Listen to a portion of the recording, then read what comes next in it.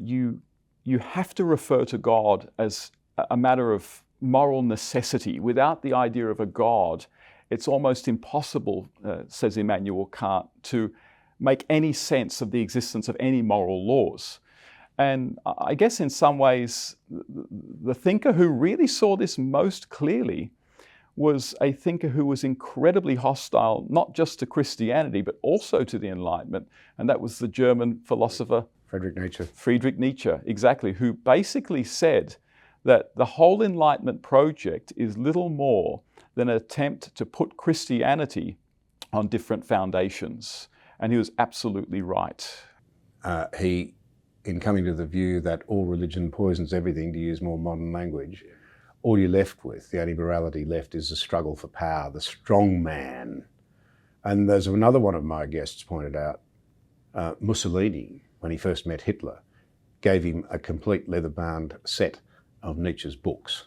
The only morality is strength. And of course, to some extent infused with the Darwinist idea of the fittest shall survive. Now, I don't want to offend people who, after a long period of careful thought, have concluded that they can't believe in God. But just as a Christian is constantly challenged to think through their position, I think there are massive challenges for atheists to work out how we might live if there is no God. I mean, Nietzsche saw the problem as an atheist. Yeah. And let's put it kindly, he died in a padded cell. Yeah. Well, I mean, look, I think what we want to make clear is that I think you and I would share this belief, is that the problem with atheism is not that it necessarily leads to Nazism and a survival of the fittest mentality. It doesn't.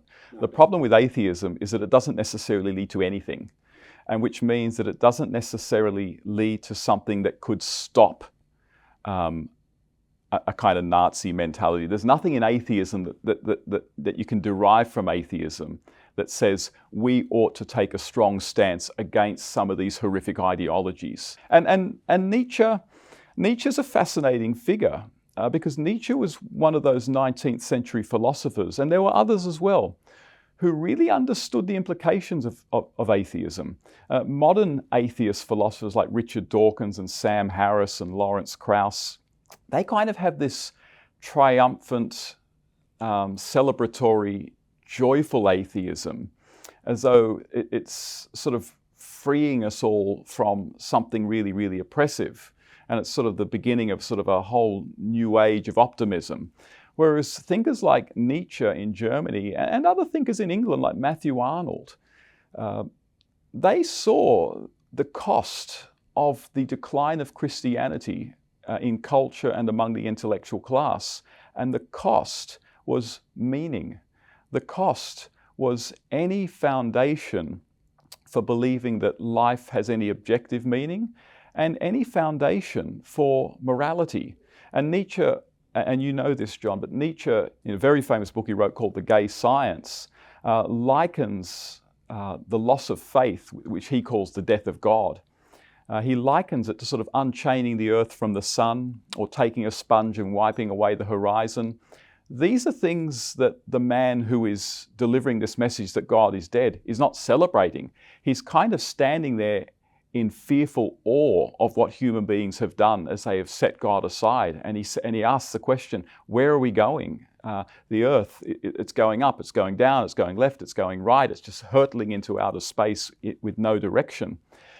And that was something that the 19th century atheists understood, that if you take away the theological Christian foundation for morality and for what philosophers might call sort of normativity, any kind of values, then you're left with nothingness. You're left with nihilism.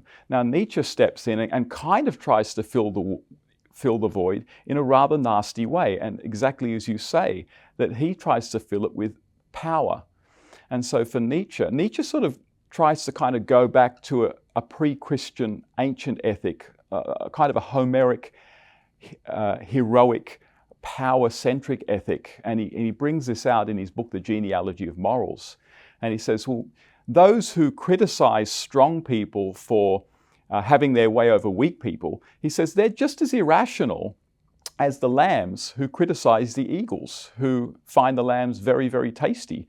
I mean, Nietzsche says, if we're just basically biological machines who have evolved along Darwinian lines, and Nietzsche is writing, 30 years after Darwin publishes his Origin of Species in 1859, if we are basically sort of Darwinian biological machines, it's kind of irrational to hold people morally accountable for behaving that way.